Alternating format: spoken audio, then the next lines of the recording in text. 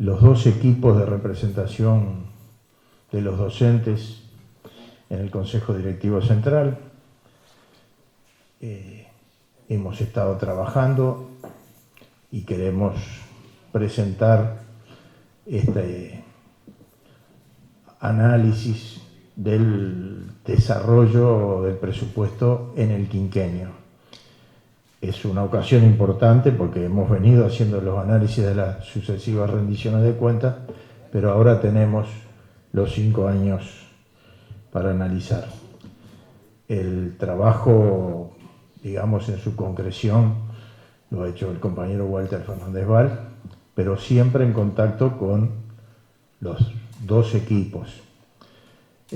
Nos parece importante que frente al, digamos, planteo que hacen las autoridades representantes del gobierno en la Administración Nacional de Educación Pública, esté también presente la voz de quienes representamos a los docentes, que hemos tenido, como ustedes saben, una actitud crítica y frente a la transformación educativa en su conjunto, de la cual el presupuesto y cada una de las rendiciones de cuentas también forman parte, son una sola cosa. Por lo tanto, decidimos que era oportuno, como ya lo hicimos el año pasado, hacer esta presentación aquí. Agradecemos al Parlamento la posibilidad de estar aquí presentes. Yo con esto le paso la palabra a la compañera consejera Daisy Iglesias. Buenas tardes a todos los presentes. Voy a hacer primero una aclaración porque hoy estas cosas importan. Acá dice profesora. Yo ejercí por varios años el cargo de profesora efectiva en formación docente, muchos años, más de 20, pero no tengo título de profesora. Mis títulos son de maestra y posteriormente de magíster, pero no de profesora. Sí bien ejercí el cargo. Dicho esto, comparto lo expresado por Julián. Voy a hacer alguna precisión que me interesa.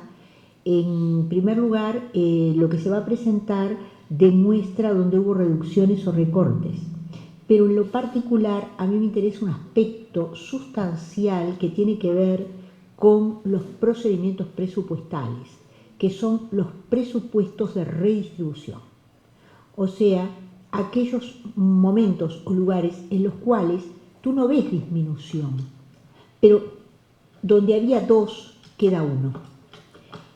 Esto pasó, por ejemplo, en situaciones de horas en secundaria y pasó también con maestros comunitarios en primaria. Y es una de las formas más difíciles de advertir de la falta de incrementos de recursos. ¿Por qué es difícil de advertir? Porque advierte aquel que, por ejemplo, una institución tiene 2 cargos de profesor o de maestro en X función, queda con 1 y ese lo advierte, dice me recortaron.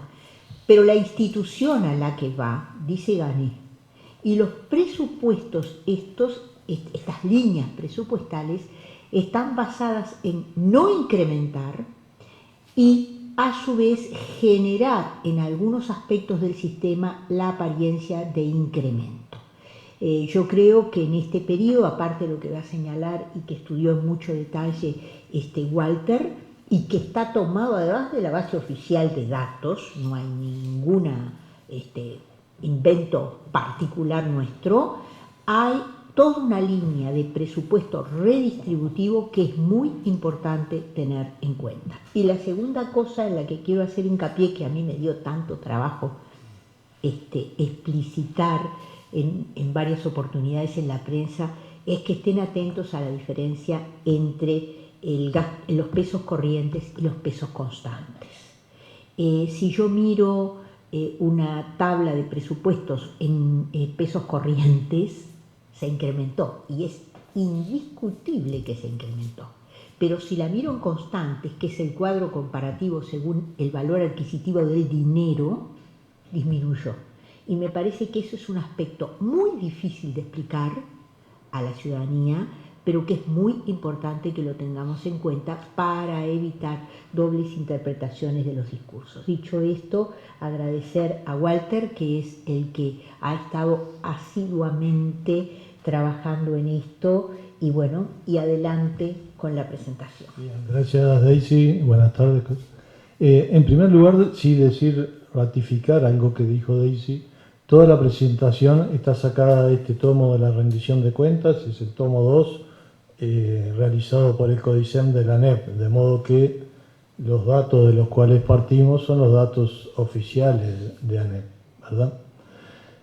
Dicho esto, vamos a proceder a la presentación.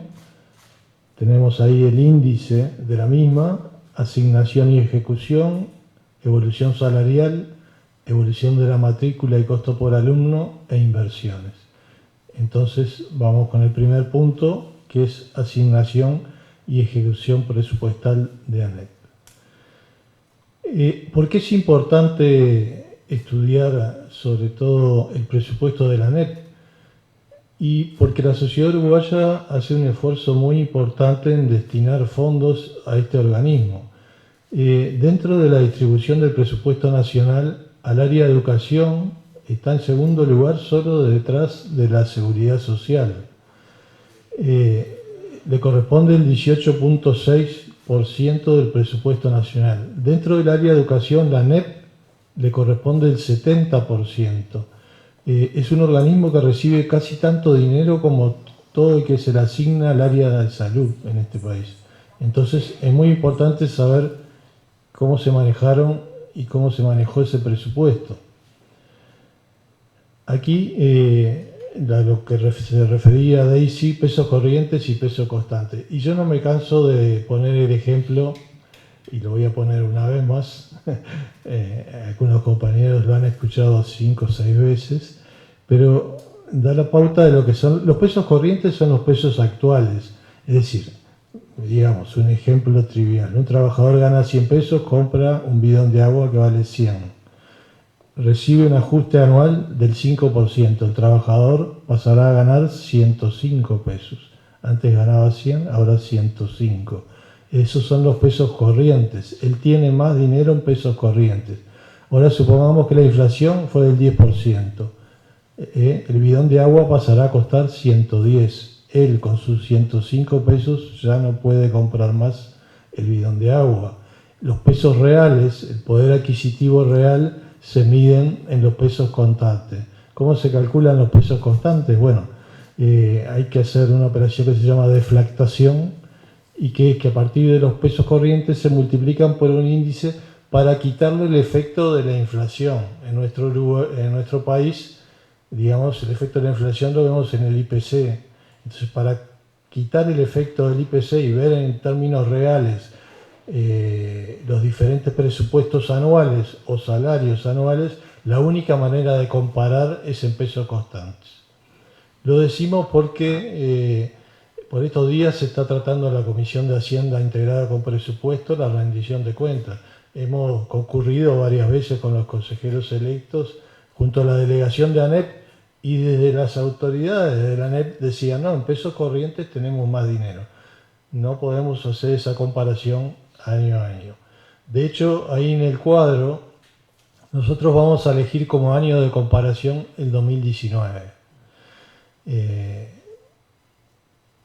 Y los años que vienen corresponden al presente quinquenio.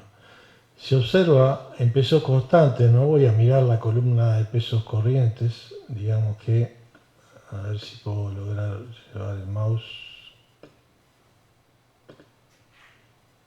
Está al revés.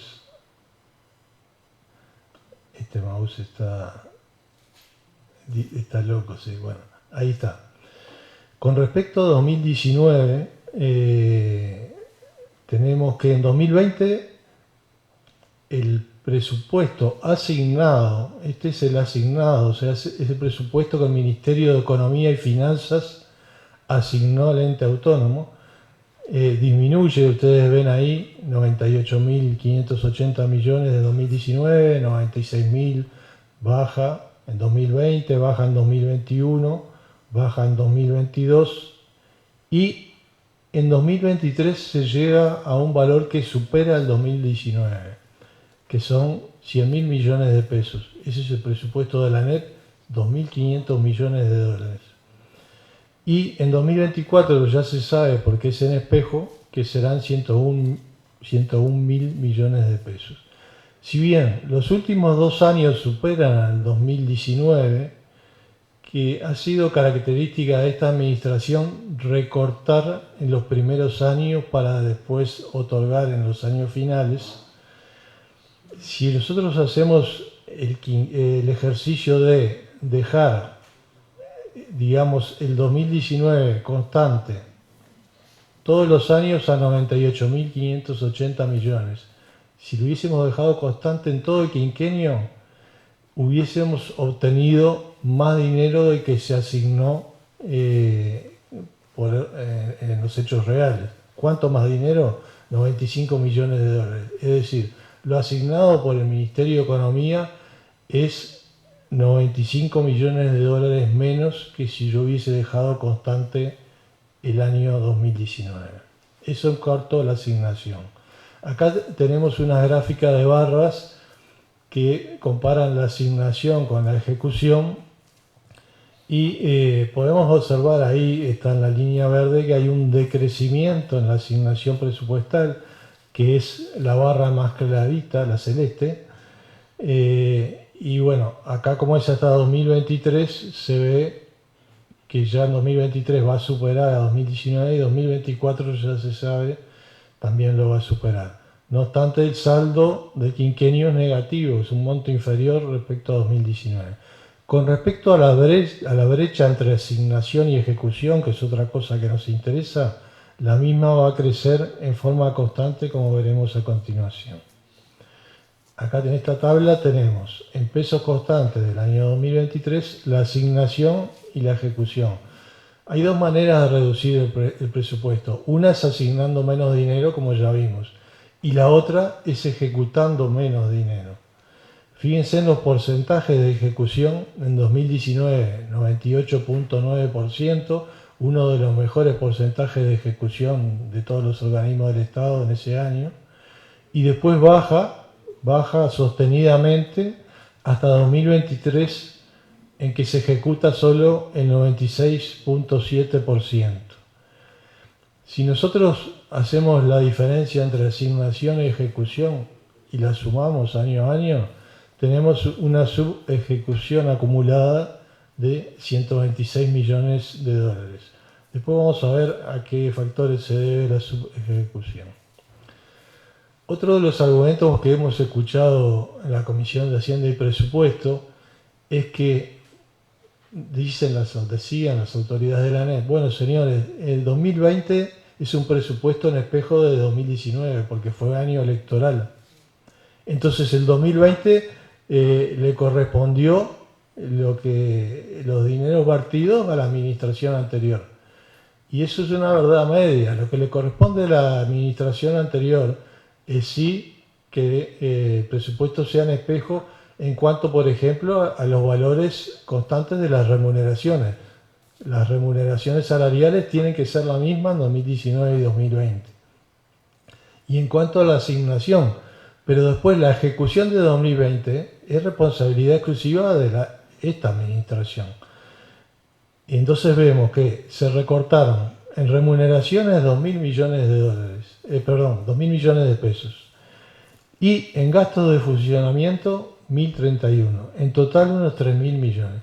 ¿Por qué gastos de funcionamiento? Bueno, el Ejecutivo de ese año emitió un decreto, el 90 de 2020, en donde exigía a los organismos de la Administración Central gastar como máximo el 85% de gastos de funcionamiento con respecto al año anterior.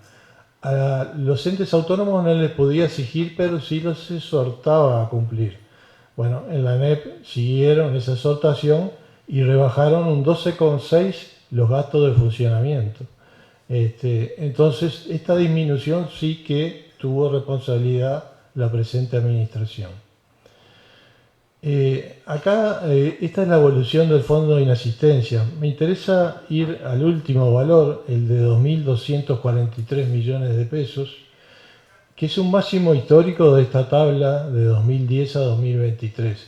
Se ha acumulado este fondo de inasistencias, no se ha ejecutado, es el máximo histórico y podemos decir varias cosas. El fondo de inasistencia es un fondo variable por su naturaleza, se alimenta con los valores de la inasistencia de los profesores, ¿verdad? Y los maestros y todos los docentes. Solamente se puede gastar ese fondo de inasistencia en el rubro 0, que es en remuneraciones. No se actualiza, por lo cual año a año pierde valor. No obstante, hay una acumulación importante. Recientemente, en la última bipartita de la Coordinadora de Sindicatos de la Enseñanza del Uruguay con el CODICEN, los sindicatos han pedido que se otorgue una partida de fin de año con base en el fondo de inasistencia. Este no es algo nuevo, hay antecedentes, por ejemplo en el 2005-2010, en el CODICEN bajo la presidencia de Yarzábal, se han otorgado en función de que en aquel momento los salarios estaban muy sumergidos y entonces se otorgaron unas partidas de fin de año en 2 o 3 oportunidades. De modo que esto no es una innovación, hay que precisar que el fondo de inasistencia no se puede ejecutar todo, hay que tener un recaudo que anda en los 750 millones de pesos. Yo diría que lo mejor es dejar el 1%, o sea, 1.000 millones de pesos, para paliar eventuales déficits que existen en la ANEP. Por ejemplo, tenemos un déficit importante este año en el Consejo de Formación en Educación. Si no estuviera quizá el fondo de inasistencia, no sabríamos cómo mitigar eso. Asimismo, se pueden otorgar otro tipo de apoyos. Por ejemplo, se puede gastar en tutorías el fondo de inasistencia, en contratos anuales, porque no pueden ser contratos, si bien el Parlamento en otras oportunidades ha validado que la ANEP gaste en fondos permanentes, como por ejemplo la nocturnidad en los trabajadores de la UTU, por ejemplo los salarios de los centros educativos asociados de UTU, que eran permanentes, y el Parlamento autorizó con este fondo variable, financiar eso. Veamos qué pasó con la evolución salarial. Esta gráfica, que está acá en el tomo 2, muestra la evolución salarial desde el año 85 hasta el año 2023. Yo la separé, hice un agregado, la separé por periodo de gobierno. Digamos que el primer periodo de gobierno aquí corresponde al doctor Julio María Sanguinetti, el segundo corresponde al doctor Luis Alberto Lacalle, el tercero a Sanguinetti, el cuarto a Valle. Acá corresponde la crisis del 2002, por lo cual se observa esta caída muy significativa. Los 3 siguientes quinquenios corresponden a los presidentes Tabaré Vázquez, José Mujica y Tabaré Vázquez. En este periodo de 3 quinquenios, los salarios de los docentes se duplicaron en términos reales. Se tuvo, digamos, un incremento del 100%. Y ese incremento del 100% se quiebra a partir del 2020-2021 y se empieza a hacer un valle. Al día de hoy sabemos que entre 2020 y 2024 hay una tasa de variación negativa, así como había un 100% en los 3 quinquenios anteriores sumados, acá hay una tasa de menos 1,4% negativa, que se va a paliar de alguna manera. Aquí están todas las categorías docentes. Podemos afirmar que en casi todas las categorías docentes, hay alguna excepción en los maestros de tiempo completo, grados 4 y 7, que igualan, pero en todas las demás categorías docentes, a valores constantes de 2024, los docentes hoy están ganando menos que al 1 de enero de 2019. En términos constantes, en poder adquisitivo, es menor en 2024, ahora agosto de 2024, que el 1 de enero de 2019, producto de los recortes. Nosotros hemos elegido para estudiar, a ver cuál es la magnitud de ese recorte, una de las categorías que es simplemente una representativa, es el profesor de primer ciclo de grado 4 con titulado, y lo vamos a agrandar acá para que se vea. Ustedes pueden apreciar que en 2024 su salario era de 54.000, es de 54.816 pesos nominales, y en 2020 era de 55.000. En 2020 era mayor. Yo dije antes 2019 porque efectivamente los valores de los salarios 2019 son iguales en términos reales porque están en espejo. ¿Qué hicimos? ¿Qué ejercicio hicimos acá? Sacamos la diferencia de cada año con respecto a 2020 y eso nos da una diferencia por mes, lo multiplicamos por 12 y lo sumamos por 12 meses. Entonces, en el periodo 2021-2024, esta categoría docente perdió 93.024 pesos. ¿A cuánto corresponde eso? Corresponde a un salario de 2/3. Un salario y 2/3 es lo que ha resignado en este periodo un docente. Todas las demás categorías se puede extender la conclusión a todas las demás con un margen de error muy pequeñito.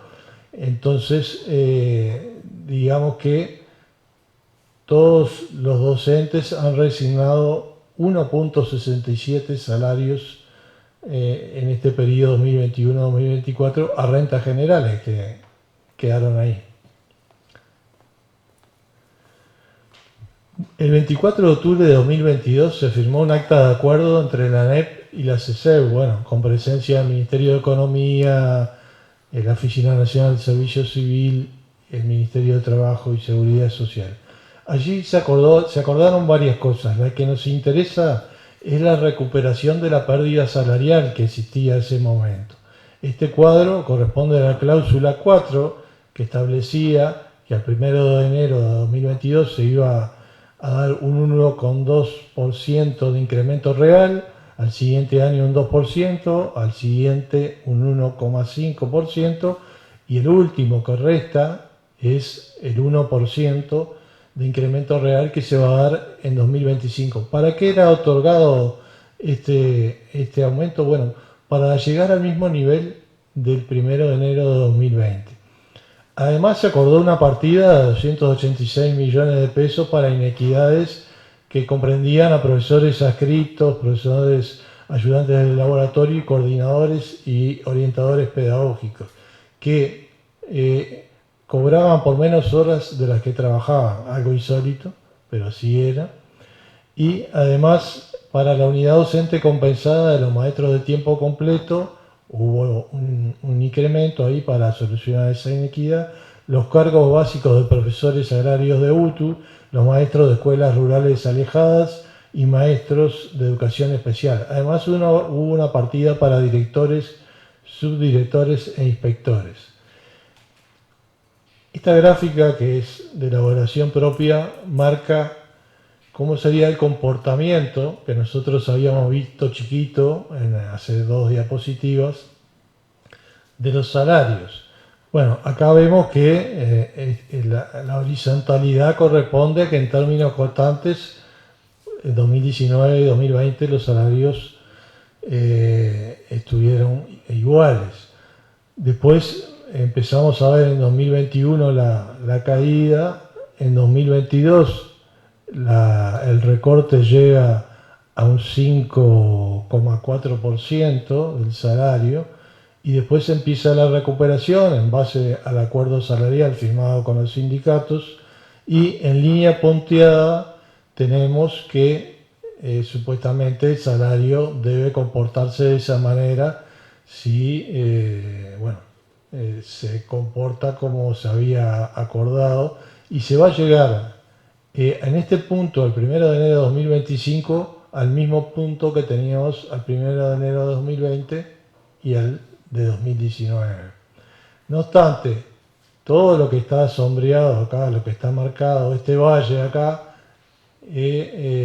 geométricamente representa la pérdida salarial que cada docente dejó, sumado, ¿no? Bien. En cuanto a las remuneraciones, acá tenemos un problema bastante grave en cuanto a la ejecución. Ya habíamos visto que la asignación era menor y que la ejecución bajaba en términos de porcentaje. ¿Cuánto bajaba? Bueno, en el periodo 2020-2023 hay una disminución de 198 millones de dólares. ¿Cómo se calcula esa disminución? Nosotros hicimos el ejercicio de dejar en 2019 en forma constante, fijo, y como si ese año se hubiese repetido en los siguientes. Entonces comparamos ese ejercicio con lo que efectivamente se otorgó. Vean que el último año de 2023 aún es menor que el de 2019. La pérdida acumulada año a año llega a 7.929 millones de pesos, que son los 198 millones de dólares. No solo es que se ha perdido en el nivel salarial, también se ha perdido en la disminución de grupos, de cargos, de horas de clase, de niveles salariales, de horas de coordinación. Recién Daisy también nombraba el caso de los maestros comunitarios. En todo eso se ha perdido el rubro cero. Veamos qué pasó con la matrícula y el costo por alumno. En una transformación educativa que dice ser que está centrada en el estudiante, hay algunas paradojas. Este gráfico responde a la evolución de la matrícula en el periodo 85-2023. En el año 2003 hubo, quizá como consecuencia también de la crisis del año 2002, un máximo histórico en la ANEP en el periodo considerado, en donde se llegó a 737.820 alumnos. Y después empezó a decaer, eso se ve en primaria, que tenía 405.000 alumnos, y pasa a tener en 2023 326.000. El descenso en primaria ha sido muy significativo, es de casi 80.000 estudiantes. Un promedio de casi 4.000 niños menos por año en este periodo. En educación secundaria se mantiene más o menos constante con alguna fluctuación y el descenso en formación docente y en UTU creció significativamente la matrícula. Veamos qué pasó en este periodo. En este periodo más corto, de 2019 a 2023, la ANEP descendió 25.289 estudiantes respecto de 2020, todo la ANEP.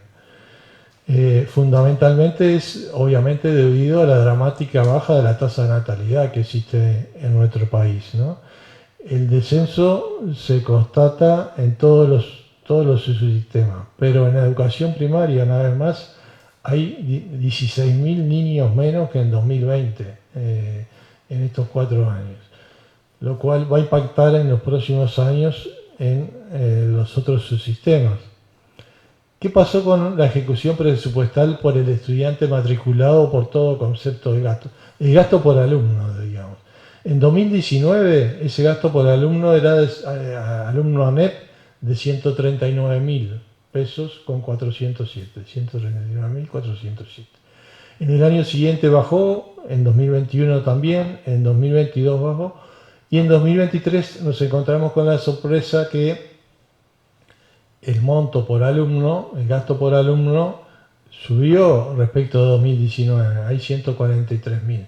¿Esto quiere decir que hay más presupuesto? La respuesta paradojalmente es negativa. ¿Cómo se calcula este índice de gasto por alumno? Bueno, es un cociente donde en el numerador ponemos todo el presupuesto de ANEP por todo concepto de gasto y en el denominador ponemos la matrícula de ANEP. Entonces, este número aumentó porque hay 25.000 estudiantes menos. no porque haya más presupuesto, es porque hay menos estudiantes. Yo hice el ejercicio de calcular el mismo índice dividiendo entre la misma cantidad de estudiantes que había en 2019 y eso nos da 138.000 pesos. Digamos, sigue estando por debajo del valor de 2019. Un caso que importa analizar es el de la Dirección General de Educación Secundaria, donde teníamos en 2019 128.052 pesos por alumno y en 2023 seguimos por debajo de lo que en términos reales se invertía, 126.902. O sea que secundaria sigue por debajo aún en 2023. ¿Qué pasó con las inversiones? Bueno, acá están calculadas las inversiones en pesos constantes por periodo quinquenal. En el periodo 2010-2014 hubo una inversión de 30.914 millones de pesos, a pesos constantes del año 23. En el siguiente periodo hubo una inversión de 20.830. En el periodo que nos ocupa, nosotros si bien ya sabemos el monto asignado al 2024, no sabemos cómo se va a distribuir, por lo cual no tenemos el valor aún de las inversiones en 2024. Lo que sí estamos seguros es que en la apertura de crédito ese valor anda por los 3.000 millones y podrá eventualmente subir a 4.000, pero no más. Aún sumando esto, el periodo actual, considerando 2024, no llegaría al periodo anterior y mucho menos aún al periodo 2010-2014. Con respecto a la ejecución en obras de infraestructura, es inversiones en infraestructura para el periodo 2000-2023. Bueno, acá vemos el pico del periodo 2010-2014 y acá en color más oscuro es el total de obras nuevas y ampliaciones y en el color más claro es el mantenimiento. Acá vemos los niveles del actual periodo, falta 2024, pero no van a llegar tampoco, digamos, a los niveles del periodo anterior. Hay un problema grande. Ellos, en este periodo, el gobierno de la educación había dicho que iba a hacer énfasis en mantenimiento y no tanto en obras nuevas, después que habían prometido 136 liceos en educación secundaria. Se ha construido en este periodo, es decir, iniciado y finalizado en este periodo, menos del 10% del número que se había prometido en campaña electoral. Pero en mantenimiento, que habían dicho que también iban a tener un shock en inversiones, no lo vemos así. Cuando hacemos la recorrida con el consejero y los reclamos de los estudiantes y los docentes, refieren siempre a cuestiones de infraestructura, que bueno, se llueven los techos, el agua entra en los tubos de luz, saltan las llaves térmicas, todas cuestiones que tienen que ver con infraestructura. Finalmente, para terminar, acá vemos el presupuesto para la educación en relación al PBI. Tenemos que recordar que en la anterior administración se calculaba diferente el PBI, la relación presupuesto para la educación PBI se había llevado al 5,1% para el área de educación. Acá se cambió el modo de cálculo y se partió en 2020, la de arriba, la gráfica de arriba es toda el área de educación, la gráfica de abajo es solo la ANEP. Hay un 4,89 en 2020 y un 3,4% del PBI para ANEP en 2020. Ahora, uno puede preguntarse, ¿cómo es que con respecto a 2019 la relación presupuesto ANEP-PBI o área de educación PBI creció cuando realmente decreció? Lo que pasa es que hubo una caída bastante significativa de lo que fue el Producto Bruto Interno en ese año. Recuerden que fue el año de la pandemia y el Producto Bruto Interno cayó. Entonces no es que hubiera más dinero, más presupuesto para la educación, sino que el PBI se desplomó. Para finalizar, entonces, en síntesis, tenemos que decir que, en base a todo lo que hemos visto, tomando como referencia el año 2019, que fue el último año de la anterior gestión, durante el periodo 2020-2024, la ANEP ha visto descendido significativamente su presupuesto. La asignación que ha otorgado el MEF a la ANEP tiene un saldo negativo en el quinquenio, ya vimos la magnitud del mismo, respecto de que resultaría dejar constante el presupuesto de 2019 y repetirlo en los años siguientes. En lo que hace a la ejecución del rubro remuneraciones, este se ha visto disminuido a causa de el recorte salarial, el recorte de grupos, el recorte de cargos, el recorte de horas docentes y de horas de coordinación, entre otros. Como consecuencia de los recortes salariales de 2020, 2021 y 2022, aproximadamente 65.000 funcionarios docentes y de gestión de ANEP, ahí hay 51.000 más o menos docentes, tienen en la actualidad un nivel salarial real inferior en pesos constantes al que tenían el 1 de enero de 2019. Una reforma educativa que dice tener como centralidad al estudiante ha disminuido en gran parte del periodo el gasto por alumno. Durante el desarrollo de la pandemia de COVID-19 y durante los meses posteriores no se invirtió presupuesto suficiente que permitiera brindar apoyos pedagógicos a aquellos alumnos con más limitaciones resultado de esa pandemia. Además, el acuerdo salarial acordado entre la ANEP y la CESEU permitió recuperar la pérdida salarial al final del quinquenio, eso va a ocurrir el 1 de enero de 2025, y además que docentes de educación media que cobraban por menos horas de las que trabajaban pasen a percibir el salario que les corresponde. Para esta categoría de docentes, tenemos las gráficas pero no lo pudimos incluir, la recuperación salarial fue mucho menor, porque, fue mucho mayor, una cota no consejero, porque aparte de la recuperación salarial del acuerdo, tuvieron esa recuperación en las horas que no percibían. También los docentes maestros en las unidades docentes compensadas, por ejemplo. Acá está. Asimismo, el acuerdo permitió mejorar la unidad docente compensada de maestros de tiempo completo, cargo básico, profesores agredidos de UTU, el salario de maestros de escuelas rurales alejadas y maestros de educación especial, además de una partida para directores, subdirectores e inspectores.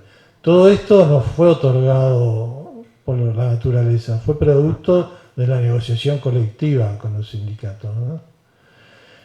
Las inversiones en general y en particular las de infraestructura, obras nuevas, ampliaciones y mantenimiento han sido menores que en los dos periodos quinquenales anteriores. Los recortes de recursos efectuados fundamentalmente en los años 2020, 2021 y 2022 generaron un deterioro en los procesos de enseñanza y aprendizaje que implicó recortes de grupos, clases superpobladas, recortes de cargos, recortes de horas docentes, grupos sin maestros y maestros sin grupo, como dicen los compañeros maestros.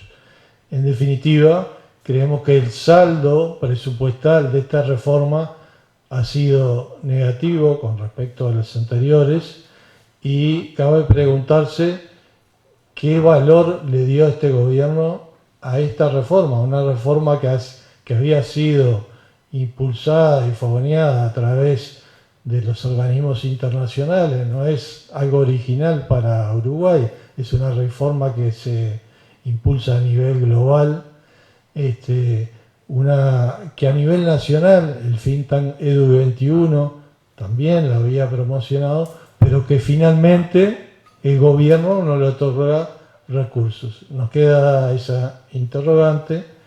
Con eso estamos terminando. Gracias por la atención prestada y bueno, gracias.